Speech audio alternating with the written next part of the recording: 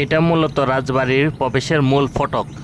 এখানে প্রবেশের সময়সূচিটা দেওয়া আছে, এই সময়ের ভিতরে আপনাকে আসতে হবে। দাদা, এটা গেটটা কি খোলা আছে? 10টার পরে খুলে। আমি এখন আছি হরিপুর রাজবাড়ির ঠিক সামনে। এটা হচ্ছে রাজবাড়ির ঠিক উত্তর সাইডে যে মঠটি আছে সেই মঠের সামন। ওয়েলকাম মাধবপুর। আমি এখন আছি মাধবপুরে, এখান থেকে আমরা যাব হচ্ছে হরিপুরে। এটা হচ্ছে মূলত ঢাকা সিলেট রোডের মূল হাইওয়ে রাস্তা। এই এলাকার সবচেয়ে পাইকারি এবং খুচরা মালের জন্য বিখ্যাত হচ্ছে এই মাধবপুর বাজার। বাজারটি বিয়ের কেনাকাটার জন্য সবচেয়ে বেশি গুরুত্বপূর্ণ। এই বাজারটি মূলত মিষ্টির দোকান এবং স্বর্ণের দোকান দিয়ে পরিপূর্ণ। এটি মূলত সেই তিতাস নদী। এই ব্রিজটা বেশ পুরনো। এই এলাকার তুলনায় ব্রিজটি একদমই সামান্য বলে আমার কাছে মনে হয়। এই ব্রিজ দিয়ে একসাথে দুইটি গাড়ি পারাপার করাটা খুবই কঠিন। তিতাস নদীতে পানি নাই বললেই চলে। বর্ষায় এই নদীর যৌবন দেখতে বেশ চমৎকার লাগে। এই এলাকার রাস্তাগুলো দেখে মনে হয় মা বাপ ছাড়া সন্তানদের মতো, যেন দেখার কেউই নেই। মাধবপুর বাজার থেকে হরিপুরে সিএনজি পাওয়া যায়।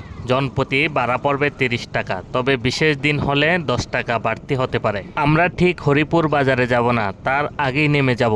হরিপুর বাজারে গেলে আপনাকে অনেকটা জায়গা পিছনে আসতে হবে। আমরা এই জায়গাটাতে নেমে গেলাম। সিএনজিওয়ালাকে রাজবাড়ির কথা বললেই আপনাকে এই জায়গায় নামিয়ে দিবে। এখান থেকে সোজা ওই মাথায় গেলেই আপনারা রাজবাড়িটি দেখতে পাবেন। এরপরে আর কোনো রাস্তা নাই, তবে সামনে তিতাস নদী। বাম পাশের এই বিশাল মাঠটি মূলত রাজবাড়ির একটি অংশ। এই মাঠটি মূলত যে সমস্ত কাজে ব্যবহার করা হতো: প্রজাদের সমাবেশ এবং দরবার, ধর্মীয় ও সামাজিক উৎসব, মেলা এবং সাংস্কৃতিক অনুষ্ঠান, জমিদারের অতিথিদের অভ্যর্থনা ও শুভযাত্রা, কখনো কখনো সেনা বা প্রজাদের কুচকাওয়াজ ও প্রজাদের প্রশিক্ষণের জন্য এই মাঠটি ব্যবহার করা হতো। এটি মূলত জমিদারের প্রশাসনিক ও আবাসিক কেন্দ্র ছিল। এই জায়গা থেকে একদম মেইন রাস্তা পর্যন্ত মূলত মূল ভবনের অংশ ছিল। বর্ষার পানিতে যেন এই জায়গাটা ভেঙে না যায়, তার কারণে ইটের বিশাল গাঁথনি দিয়ে এই জায়গাটা বিস্তীর্ণ করা আছে। আমি এখন আছি হরিপুর রাজবাড়ির ঠিক সামনে। এই সেই মঠটা। এটা হচ্ছে এই দিক দিয়ে আসলেই, রাস্তা দিয়ে আসলেই এই মঠটা সর্বপ্রথম চোখের তলে পড়ে। একদম সামনে এই মঠটা। এই জায়গাগুলো দেখলে বুঝতে পারবেন তাদের পরিকল্পনাগুলো কতটাই নিখুঁত ছিল। নদীর পাড়গুলো কতটা দক্ষতার হাতে বাধাই করা, যেগুলো এখনো পর্যন্ত অক্ষত আছে। নদীর কুল গেসা একদম, এটা হচ্ছে পুরাটাই তিতাস নদী। আর এই হচ্ছে রাজবাড়ি। এটা হচ্ছে রাজবাড়ি। একদমই জরাজীর্ণভাবে পড়ে আছে রাজবাড়িটা, একদমই জরাজীর্ণভাবে। একটা সময় এই জায়গাগুলোতে অনেক মানুষের যাতায়াত ছিল। অনেক দূর দূরান্ত থেকে মানুষ আসতেন তাদের গুরুত্বপূর্ণ কাজে। 19 দশকে নির্মাণ করা একটা নদীর ঘাট, যেটি আজও পর্যন্ত অক্ষত অবস্থায় আছে। বর্তমানে তৈরি করা যে কোনো ঘাটের তুলনায় এটি শ্রেষ্ঠ হতে পারে।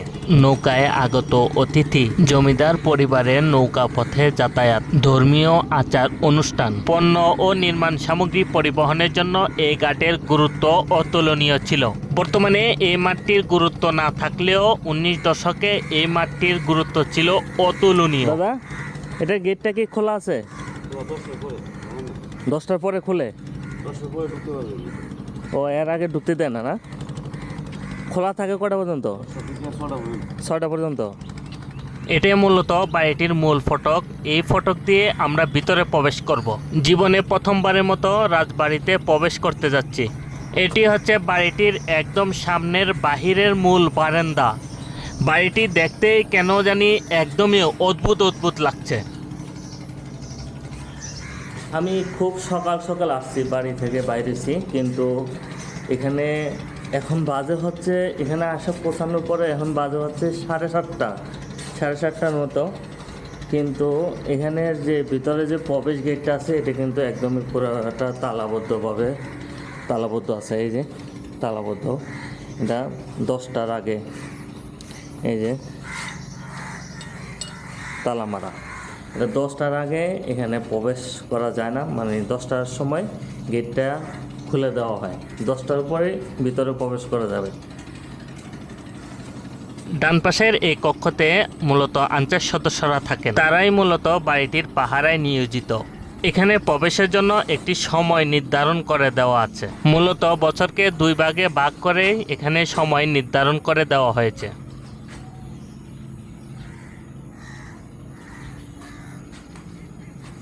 এখানে সময়টা দেওয়া আছে সকাল 9টা থেকে বিকাল 5টা পর্যন্ত, সাপ্তাহিক ছুটি, রবিবার বন্ধ। 1947 সালে দেশভাগের পর জমিদার এবং পরিবারের উত্তরাধিকারী সবাই ভারতে মূলত কলকাতায় চলে যান। পরবর্তীতে এই সম্পত্তি অপত্তি সম্পদ হিসাবে সরকারের অধীনে চলে যায়। বর্তমানে রাজবাড়িটির ভিতরে বহু পরিবার বসবাস করে, তাও সংখ্যায় 30টিরও বেশি। সামনে যে মঠটি দেখতে পাচ্ছেন এটি মূলত বাড়িটির দক্ষিণ পাশে অবস্থিত। বাড়িটির সামনে মূলত 2টি মঠ আছে। এগুলো রাজবাড়ির তুলনায় প্রাচীন স্থাপত্য রীতির নির্দেশন বহন করে। মঠগুলোর গায়ে অলঙ্করণ ও ইটের কারুকাজ দেখা যায়, যা তৎকালীন শিল্পরুচির পরিচয় দেয়।